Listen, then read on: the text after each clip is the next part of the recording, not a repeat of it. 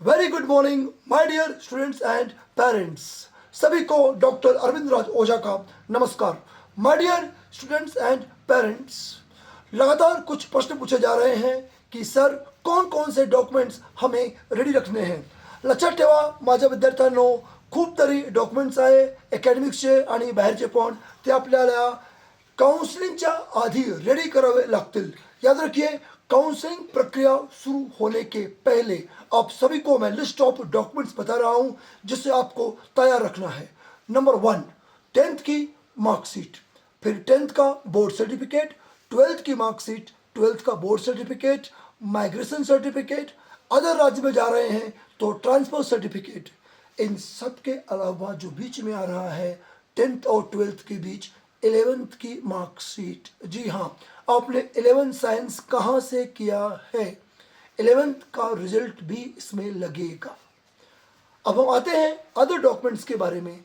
अगर आप NRI seat claim कर रहे हैं, नॉन रेजिडेंशियल इंडियन, ऐसी सूरत में अमेरिका, यूएस और एनी अब्रॉड कंट्री, वहाँ का आपका एनआरआई स्पॉन्सरशिप लेटर लगेगा। जिस बंदे ने स्पॉन्सर किया है उसका पासपोर्ट कॉपी भी लगेगा। इसके अलावा हम बात करते हैं अदर डॉक्यूमेंट्स की। आप किस राज्य के निवासी हैं। याद रखिए, नीट काउंसलिंग के समय आपके स्कोर कार्ड के अलावा आपके NEET score card, NEET admit card, इसके अलावा नीट में आपने कितना स्कोर किया है, beside this you require to produce your domicile certificate, that is called रहिवासी प्रमाण पत्र। अर्थात आप जिस स्थान के निवासी हैं, जिले के तहसील ऑफिस से या कलेक्टर ऑफिस से उसे आपको लेना होगा। इसके बाद आता है कि मेडिकल फिटनेस सर्टिफिकेट, कि आप एमबीबीएस या बीएएमएस कर रहे हैं तो आप फिजिकली मेंटली इस कोर्स को करने के लिए फिट हैं। इसके बाद हम बात करते हैं अदर डॉक्यूमेंट्स की। अदर डॉक्यूमेंट्स में आते हैं, अगर आप जैसे कि मान लीजिए एससी एसटी या अन्य किसी कैटेगरी से हैं तो कास्ट प्रमाण पत्र लगेगा। फिर आता है कास्ट वैलिडिटी सर्टिफिकेट, कि हाँ आप इस कास्ट से हैं। इसे तहसील ऑफिस से या कलेक्टर ऑफिस से या कॉम्पिटेंट अथॉरिटी से उसे अटेस्ट करना होता है कि हाँ ये कास्ट वैलिड प्रूफ है, ये चीज़ें सही हैं।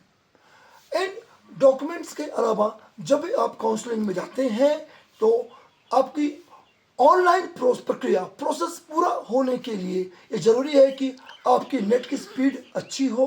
आपका जो रजिस्ट्रेशन अमाउंट है आप जिस बैंक को लिंक करेंगे उससे ही ट्रांसफ़र होगा। याद रखिए, डीडी या किसी अन्य रूप में नहीं होगा।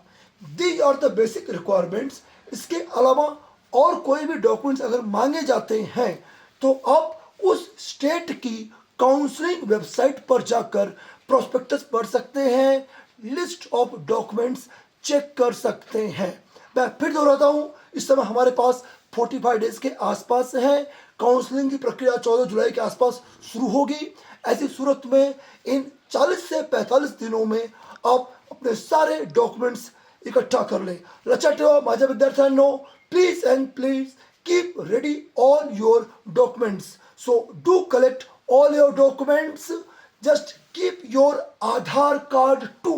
Recent Aadhaar card updated. Guardian plus parents also. So my dear students, for any kind of queries, आपको कोई भी शंका हो काउंसलिंग के संदर्भ में, whether it is MCC counselling अर्थात सेंट्रल गवर्नमेंट और state level counselling, NRI Kota counselling, IQ level counseling, you can call Dr. Raj on number 932 1111 134. Wish you all the very best.